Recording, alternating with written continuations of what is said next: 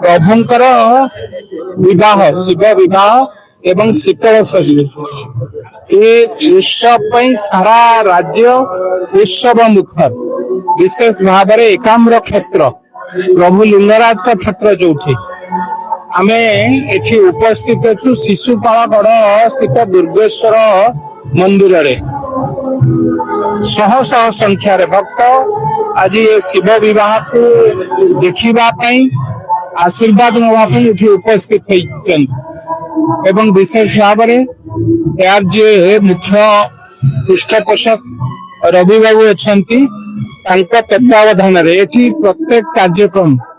शिवरात्रि ठार आरंभ कर शिव विवाह ठार आरंभ कर प्रति संक्रांति कार्यक्रम ठार आरंभ कर विभिन्न प्रकार कार्यक्रम होता है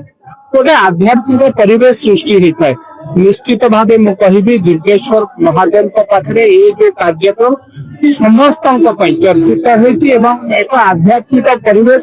सृष्टि होम समस्त दायित्व एभली कार्यक्रम रे विशेष भाव में जिते एकाम्र क्षेत्र शैव क्षेत्र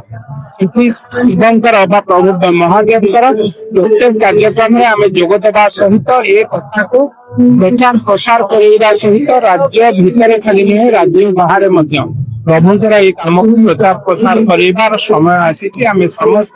मिलित भाव से कम लगिचु प्रभु के आशीर्वाद सब किसी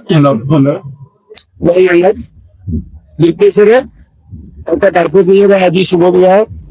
चतुर्थी शुभ विवाह नासिक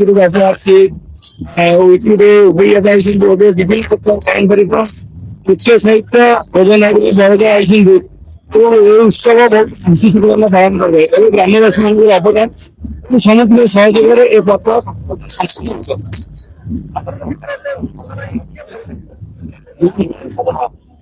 आम ठाकुर को काम कर भगवान को आशीर्वाद कर आगे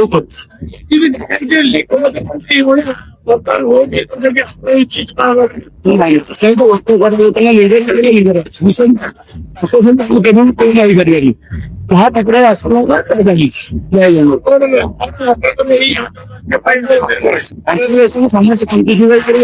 पालन करूँ आशीर्वाद नहीं समस्त ये हूँ ऐर खारगढ़ माटी ये शिशुपालगढ़ गढ़ भितर राजांकर गढ़ ये शिशुपालगढ़ एठी माँ दुर्गेश्वरी प्रांगण रे आज शीतल षष्ठी यात्रा आयोजन होती रवि पात्र महोदय गाला पाइकराय महोदय माननीय विधायक भी बाबू सिंह बर्तमान जोग देते कार्यक्रम रे अति आडंबर सहित ये दुर्गेश्वरी माँ दुर्गेश्वरी पीठरे शीतल षष्ठी यात्रा आयोजन करा सहित देखुवे ये भक्त मानकर बहुत समागम लगी गोटे भक्तिर परिवेश सृष्टि होती मनरे समस्त प्रफुल्ल आनंद निरामय जीवन यापन किपरि हो पार समस्त हिंसा ठार दूरे रही महादेव शरण शरणागत हो जीवन संसार सुखमय बोले आनंद बेकार हरि।